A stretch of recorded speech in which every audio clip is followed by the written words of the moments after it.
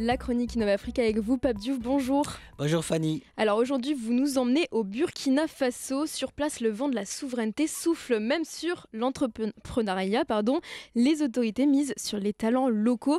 En témoigne l'inauguration récente d'une usine de transformation de tomates à Bobo-Dioulasso. Fanny, Bobo-Dioulasso, c'est la deuxième ville la plus peuplée du pays après Ouagadougou. Elle est la capitale économique du Burkina et c'est justement, comme vous l'avez dit, dans cette zone que les autorités ont inauguré il y a quelques jours un projet d'envergure évalué à 7,5 milliards de francs CFA, soit environ 11,5 millions d'euros.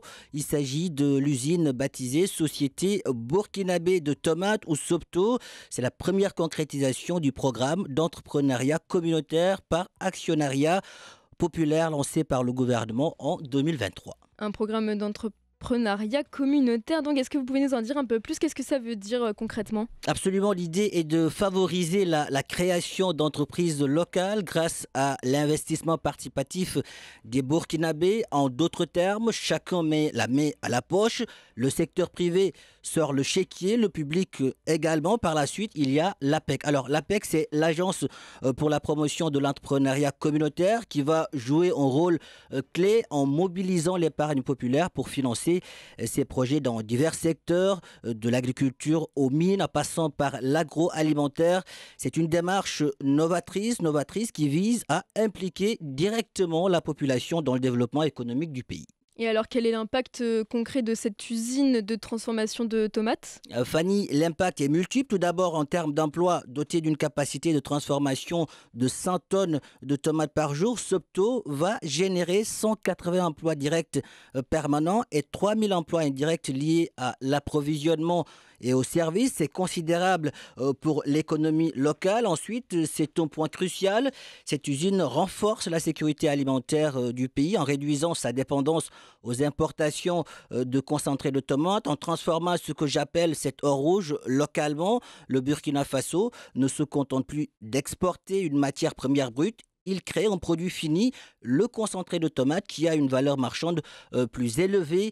Cela contribue à développer un tissu industriel national et à réduire la dépendance aux importations de produits transformés.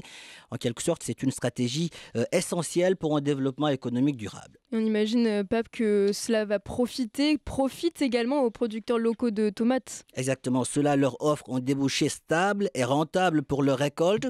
Il faut savoir que le Burkina Faso produit environ 300 000 tonnes de tomates par an, dont une partie importante est exportée fraîche. Donc la transformation sur place permet de créer de la valeur ajoutée et de dynamiser toute la filière.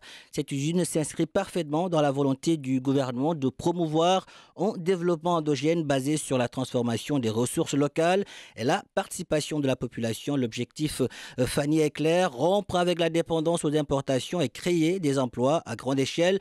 C'est un exemple concret de la mise en œuvre de cette vision. La chronique Innov Afrique par Pape Diouf. Merci beaucoup à vous. Merci à vous.